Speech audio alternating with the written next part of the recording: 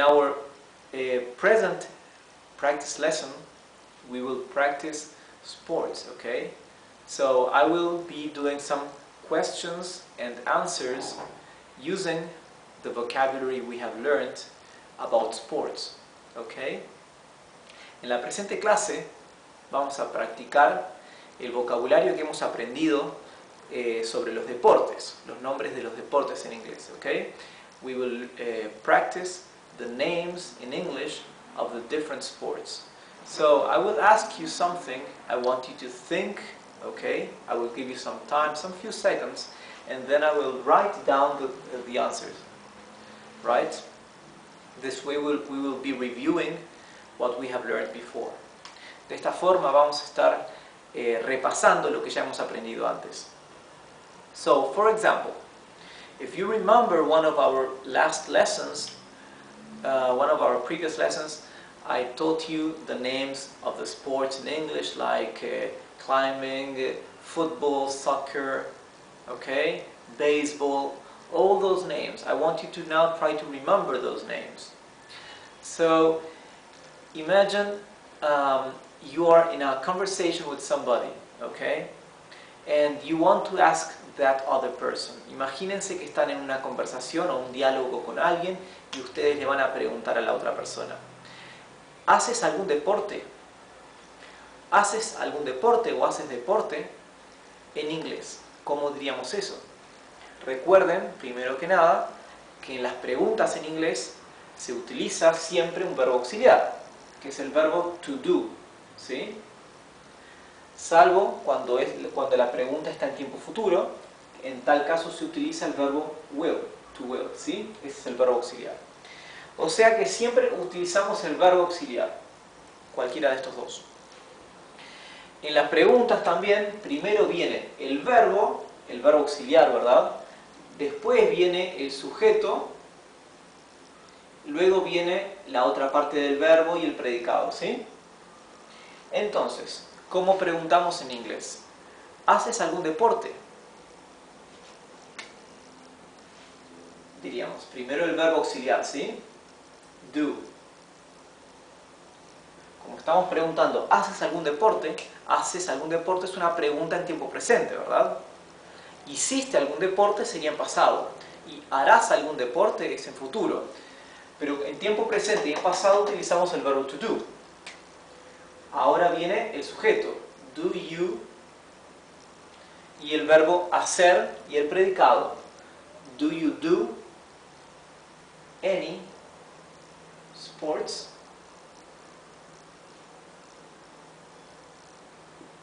Any significa cualquier, ¿sí?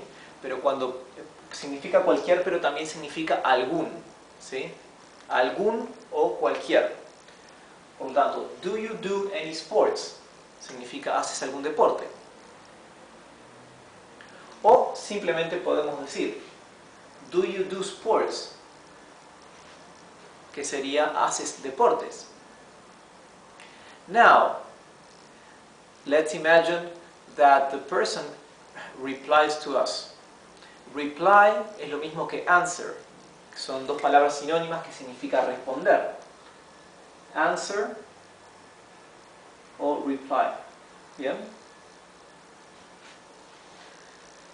So, the other person will reply. I play... perdón. Yo juego al fútbol y además me gusta correr.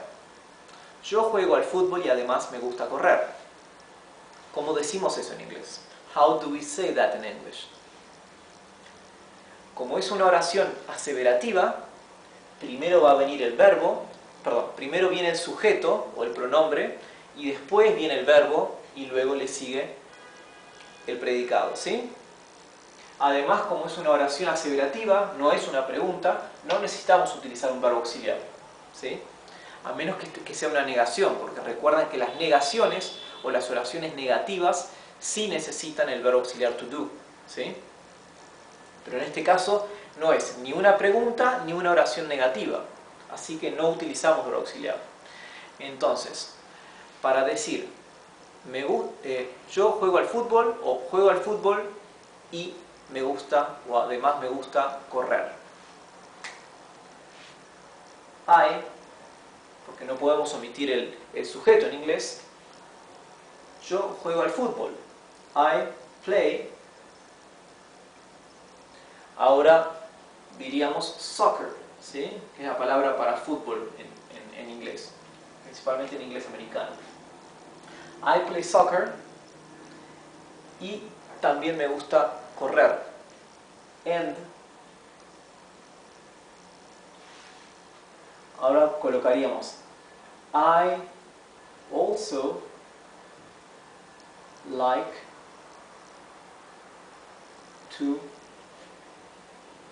to run es me gusta correr, ¿ok?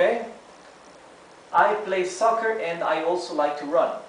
Sin embargo, quedaría mejor decirlo así. I play soccer and I also like to go out running. ¿Sí? Esto literalmente significa salir a correr. Go out es un phrasal verb que significa salir. Salir a correr es go out running. En inglés, cuando tomamos un verbo, ¿sí? y lo objetivizamos, ¿sí? lo convertimos en el gerundio con la terminación ing. Por ejemplo, me gusta comer, decimos I like, no se dice tanto I like to eat, sino que se dice más I like eating, ¿sí?